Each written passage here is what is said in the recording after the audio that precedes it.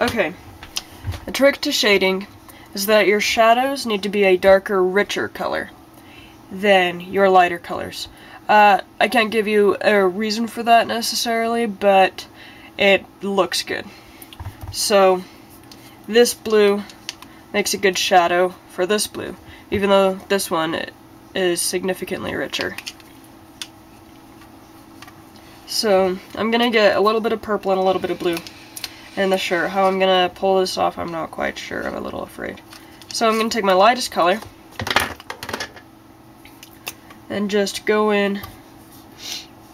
I'll start on her sleeve and just start working it in. You want to move your pen as fast as you possibly can while avoiding ink lines when you are coloring textiles. And if you let your ink dry overnight, you don't have to worry about this as much. I usually don't let mine dry overnight, but I did this time, hence the change of clothes. But if you don't, this is kind of scary.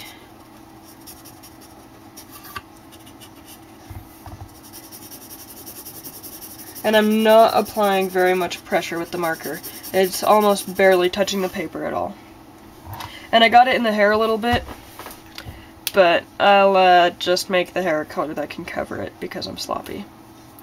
I'm gonna go in second time to get it to blend a little bit more.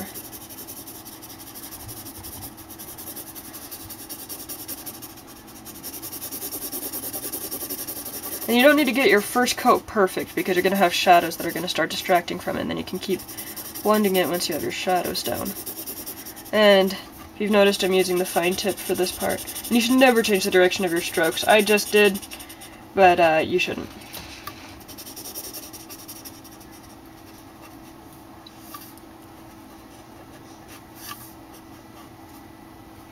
So one sleeve down. I'm going to go in at the big end over here, just to cover a little bit more space. I am not trying too hard to get around the edges with this one, because I'm going to go back in and get those, because they don't stand out as much as the actual center parts of the piece do. And if you blend it along your lines, see how these lines are here, you can almost divide the sections of the picture up. Blending this with my finger makes it look better. Okay.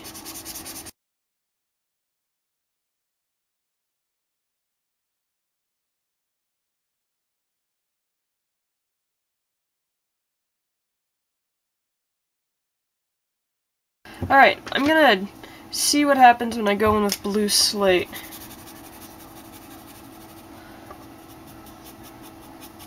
I'm gonna try to pull in kind of a tie-dye pattern, just to make the fabric a little more exciting.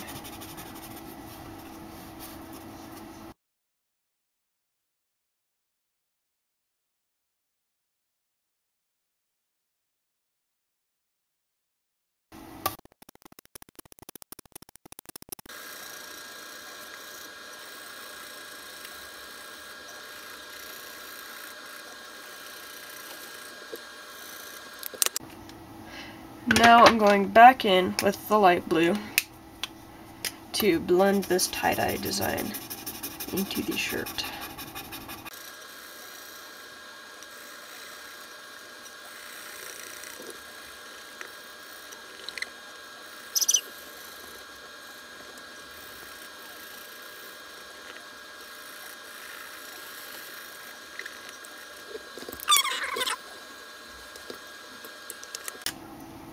Gonna add a few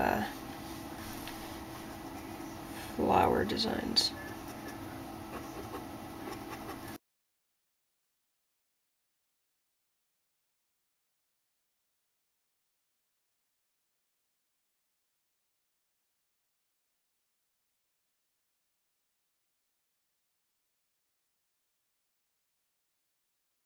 Now that the pattern is done, I'm going to go in and shade this.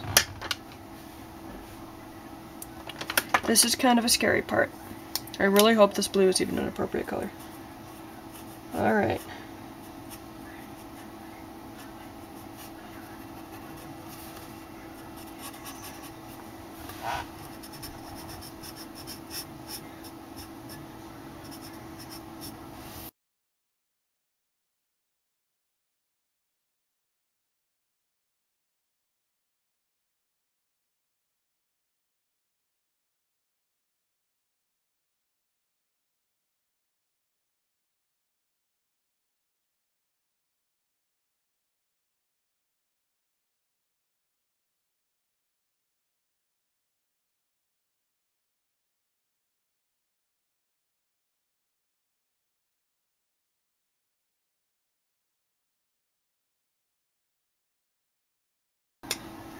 I'm going to use blue slate to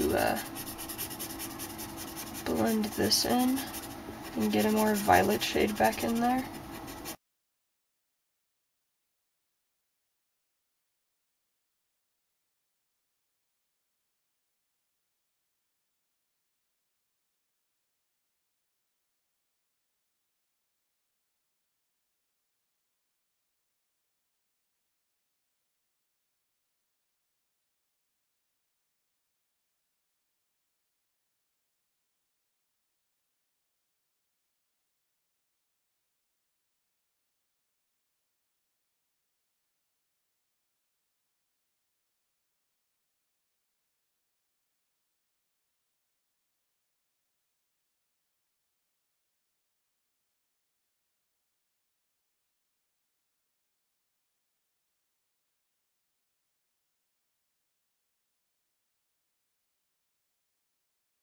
I am regretting putting that tie-dye pattern in now, so I'm going to go in with this darker purple and put a new pattern over it in hopes of concealing that pattern.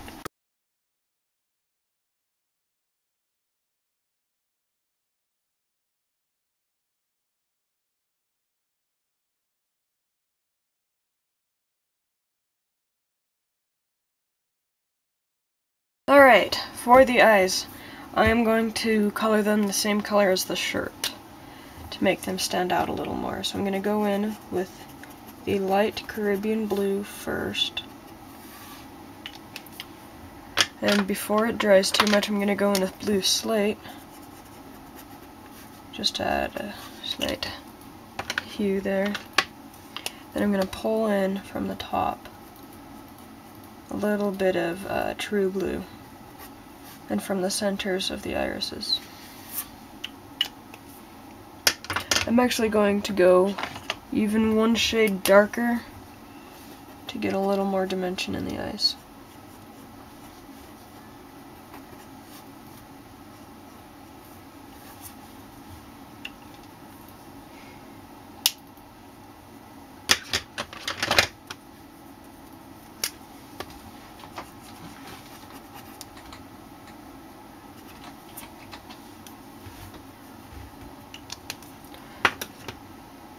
I'm going to shade the eyes with cream.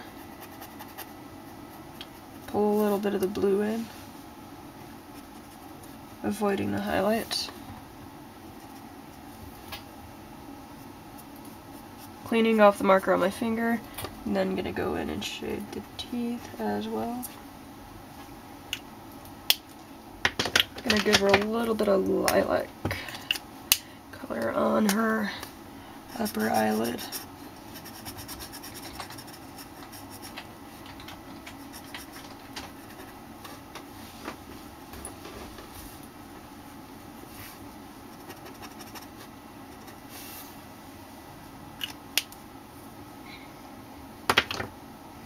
Now for her lips, I'm going to go in with, let's see what color, blush pink.